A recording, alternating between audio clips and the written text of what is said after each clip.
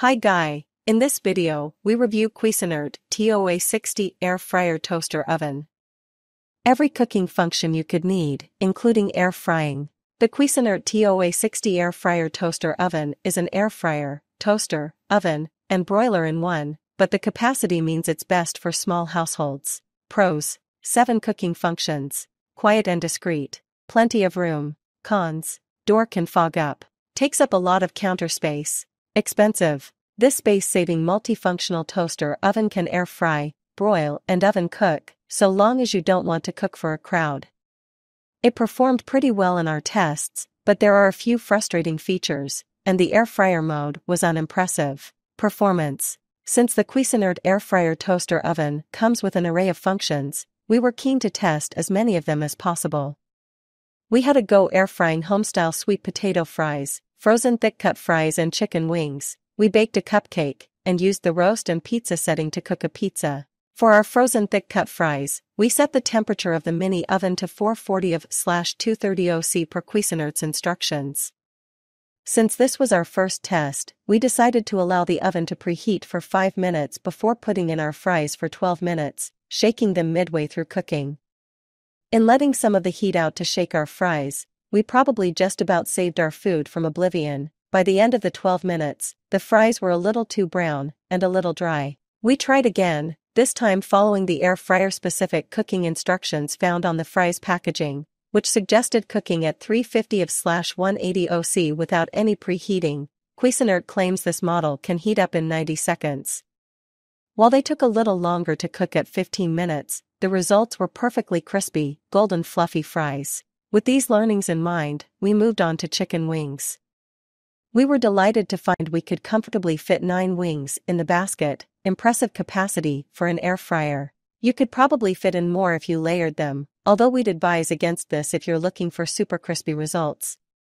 Following Cuisinart's guidelines, the chicken wings were cooked at 390°/200°C for 20 to 25 minutes.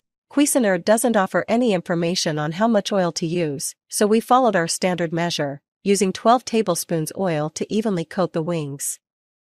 We turned the contents of the basket halfway through cooking, and after 25 minutes we had a plate full of delicious, crispy, moist chicken wings. Cooking in a conventional oven would have taken an hour, so this was a huge win. I followed the recipe in the instruction manual for classic roast chicken. I was skeptical about the 45-minute cook time, as my chicken packaging advised almost 2 hours in a normal oven for a 4-pound chicken. Nevertheless, I stuck to the recipe and cooked it on convection bake without preheating for 25 minutes at 400°, turning it down to 350° for the final 20 minutes. At the end of cooking, the chicken was golden brown with a beautifully crisp skin, and my meat probe confirmed it was thoroughly cooked through. The meat was moist, tender, and succulent, a terrific result given the short cooking time. One slight quirk that we found while using the air fryer is that the front window can quickly become fogged up with condensation, and judging by online customer reviews, we're not alone in seeing this. The manual does give passing mention to the fact that this can happen, but offers no suggestions on how to stop it. Having used windowed air fryers before, we know this is certainly possible, but we haven't seen it occur as frequently as it did on the large glass pane of the Cuisinart Air Fryer Toaster Oven. We also noticed a lot of steam escaping from the left-hand side of the door, which again, was observed by other customers online. For our third test, we made home-style sweet potato fries, which were thinly cut, covered in corn flour, and then drizzled lightly with 12 tablespoons oil. We cooked these at 390°/200°C for 14 minutes, once again shaking at the halfway point. The results were fairly good. Some of the fries were burned a little at the ends, but overall they were fairly crispy on the outside with a wonderfully soft texture inside. We found sweet potato fries particularly hard to nail without a deep fryer, since their softer texture and structure doesn't lend itself to air frying as well, so these results don't surprise us too much. To test the roast and pizza function, we bought a pre-made pizza base and topped it with mushrooms before cooking at 350°/180°C for a quick 10 minutes. Preheating isn't necessary.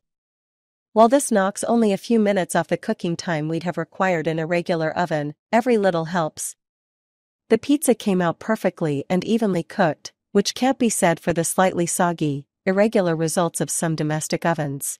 Our cupcakes were cooked at 350/180 OC for just 18 minutes, which, compared to our domestic oven that also needed preheating, saved us 6 minutes. The cupcakes were perfectly cooked, although they didn't rise quite as much as our oven-cooked batch did. Should you buy the Cuisinart Airfryer toaster oven? With such hit and miss results, my feelings are mixed. The size means it's ideal for 1 to 2 person households, and if you often heat up a whole oven just for small portions, using this instead will definitely save time as well as energy and therefore money too. Performance-wise, the air fryer function doesn't stack up against standalone air fryers. However, I was impressed with the bake and convection bake functions, which are very speedy compared to my standard oven and do, I think, compensate for the air fryer performance. The toasting was fine, but you'll need to turn toast for best results. Depending on what you intend to use it for, it's a great little countertop oven and broiler. But if you primarily want an air fryer, or you need a big capacity toaster oven, I'd say look at other options.